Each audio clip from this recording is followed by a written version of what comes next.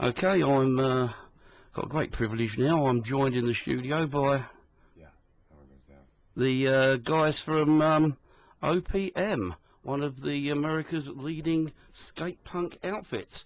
Welcome to BCFM, guys. Thank you. Thank you. And okay, for those of the uninitiated out there, yeah, sorry.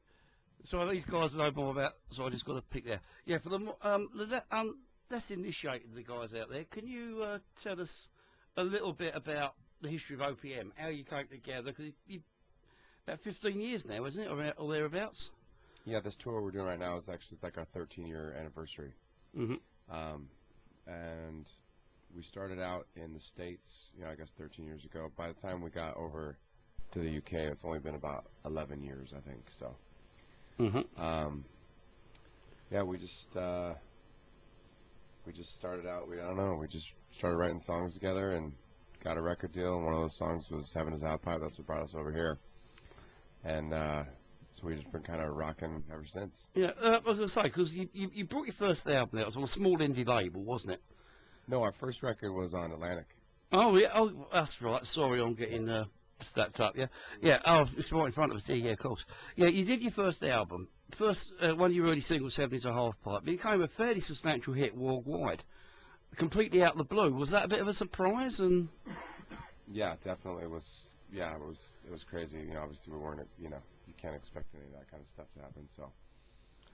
Yeah. Okay. So you've always been kind of part of the skater punk scene. Do you guys still skate? And not so much these days. You get to a point where you hit that age where the injuries start to mount up, and you don't heal as fast and stuff like that. Yeah, you don't fancy doing the old what's his name, James Hetfield, with your arms in plaster trying to gig and that, no? Yeah, exactly.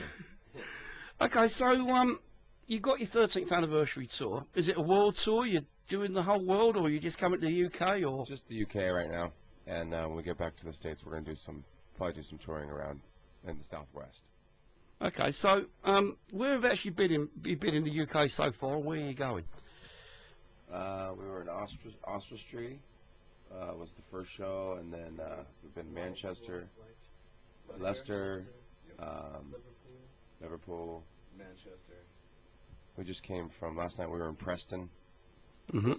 We were in Wales for a little bit, just kind of all over, and then we're playing Bristol tonight, and then we'll be heading down. There you go.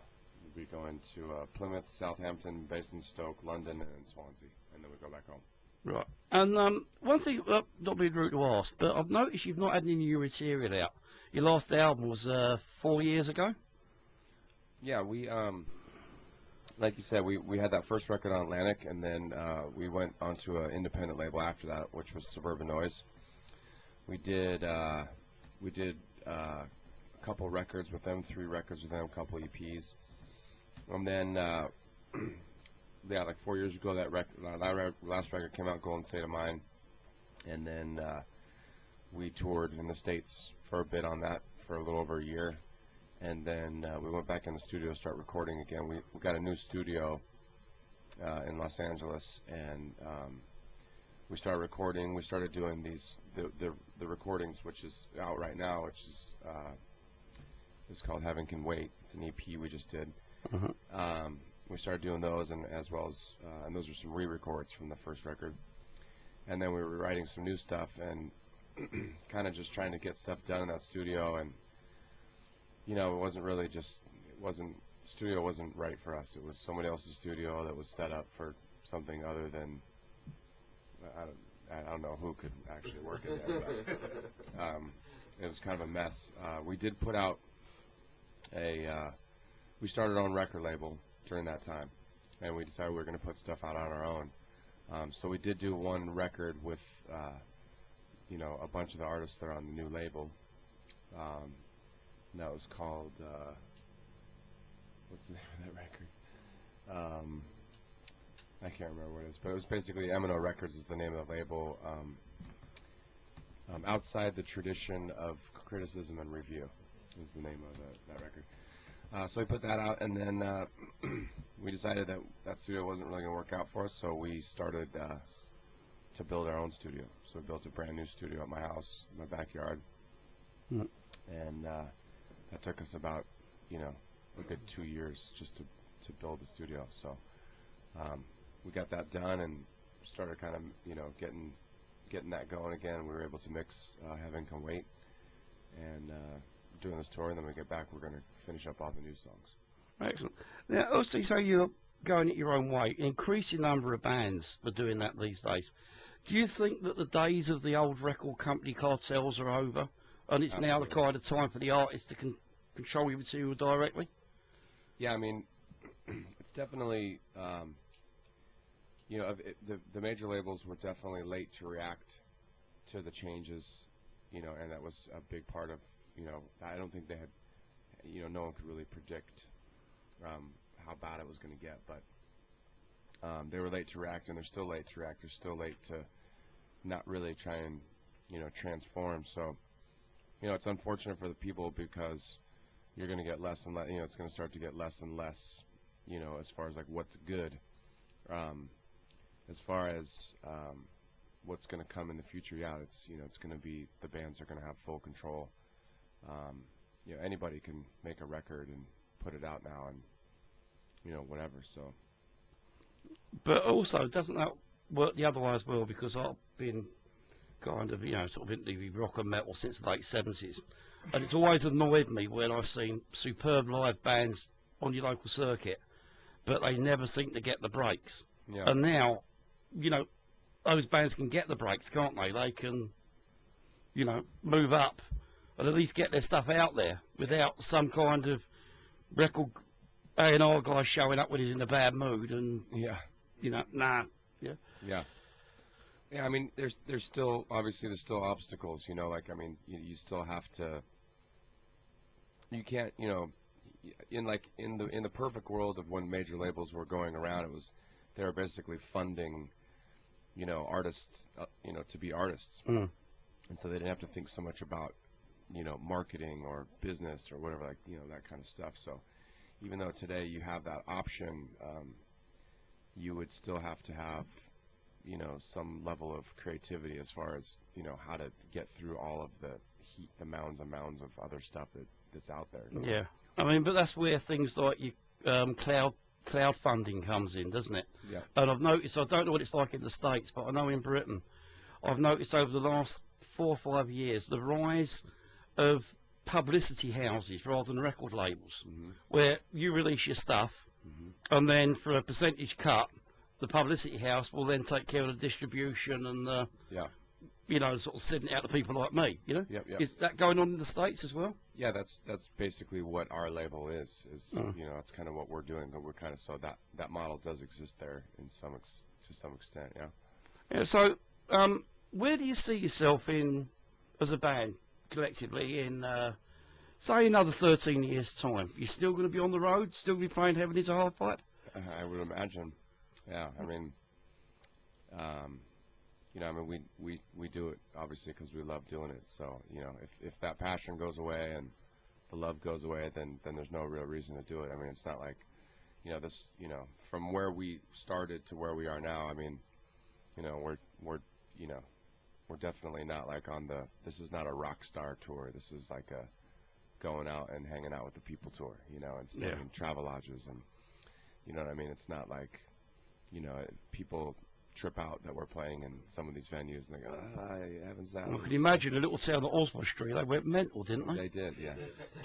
I've been to Oswald Street. It's like 2 men and his dog normally. So. Yeah. So, has there been any kind of point where, because you've had your ups and downs, where you've actually turned around and said, I can't swear because it's going up the radio, but sod it, that's the end, and then sort of like woke up the following morning and pulled on? Have you ever hit the really low points in your career so far? Yeah, we've definitely hit low points, but it's never yet come to the point for me where I've said I got to quit doing it, First and foremost, we're a group of friends. We do this because we love music. Mm. Yeah. Yeah. Yeah, I mean, we're just having a good time. It's like a vacation for us almost, Now, by the time this goes out, the gig would have done and gone. You're playing the Cross tonight. What can people expect of your live shows these days, Are you playing the hits? You got any sort of like surprises coming out, or? Yeah, we're definitely planning. Trying to do like just have a dance party basically and have a great time, you know. You should get that at the Croft. Yeah. Yeah. We're just trying to get people moving, and let people, it's a night to come out and let it loose, let it all go. And it's hard, to get, like a lot of the English crowds have been, they want to be kind of reserved and not move around so much. And when they go to a live show, like we've gone to a bunch of clubs and, people let loose and dance or whatever. So we're kind of that mix between a live show and a club feel, so, and like sometimes it starts out like people are a little reserved, but by the end of the night they're, jumping off the walls and stuff. Yeah. Now, what sort of audience you getting these days? Because my nephew is 13, and when he heard that I was interviewing you guys today, I mean, he's got to the point where he's kind of just surfing Last FM and Spotify and Groove Shark, just looking for anything. Yeah. And he said, "Oh, the Heaven Is A Halfpipe." And what's the other track that you really liked? Runaway. Oh yeah. Cool. He said, so do you find that you're picking up a younger audience, or is your audience is growing older with you, or both? Yeah, it's been really interesting on this tour. Like, like a lot of like when we were touring originally, most of the kids that were coming to the shows were 21. That was over 10 years ago. So those people are 31 now. So not so many of those people are coming out. There are a few, but what's been happening now is that kids that were 13, 14 then are now of age to come out, go out and party and stuff like that. So that's who's coming to these shows. And to them, it was like, the difference between, being 20 and hearing a new song as opposed to being, 10 and hearing a new song. I mean, the song had a massive impact on these people, and they're coming to the shows now, and it's like, man, that was my childhood. But that was a huge part. When you're 10 years old, that song was probably on the radio and on MTV.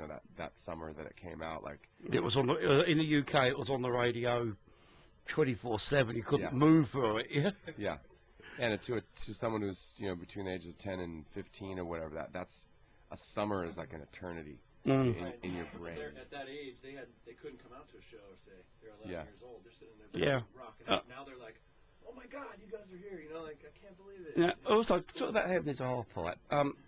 Do you find it a double-edged sword? The reason why I say this is because I've interviewed some bands that have had big hits. I mean, and the people I've chatted to on that. I mean, and they get to the point where it's kind of like the classic example I can quote is Hawkwind. Remember them, the acid rock band?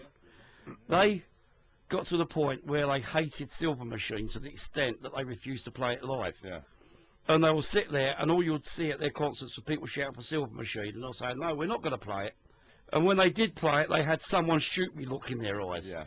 Do you get tired of doing it, or do you just get off the energy that the crowd give back when you? It's like where we grew up. We grew up in Southern California, and surfing, skateboarding, snowboarding. It's like that's a lifestyle, and the music sort of is just the soundtrack to that lifestyle, right? So all of us grew up skating and just that whole culture. And so in that culture, there's, like there isn't just one genre of music. It was when we were little, it was heavy metal and punk rock and reggae and it was all this and hip hop and all that kind of stuff. So that's kind of what we did with our sound. As far as like us having like like I've said many times, like for that being where I personally come from, to say that I wrote the song that's been dubbed the skateboarders anthem, like I'm totally happy to do that song till I die. Like I mean, if that's it's a different thing than just if it had been any other song on that record, I might feel that way about it. But the fact that it is that song and that like these kids come out and say, man, I had never even seen anyone skate in a half pipe before I saw that video, and that's what made me want to skateboard. And to hear that makes me really happy. And for any song, any piece of art that you do to have any kind of an impact on people like that, like we feel blessed that we're able to come out and share that with people at any time. Excellent. Well, I think that just about covers everything that we were going to talk about. Unless there's anything you particularly want to say. Yeah, just look for M&O Records and look for Heaven Can Wait. It's our EP. It's got a new version of Heaven Is A Halfpipe. a new video for Runaway. So when's the EP out? It came out right before we got here, so it's been out for a couple weeks. All right. You haven't got a copy on you, have you?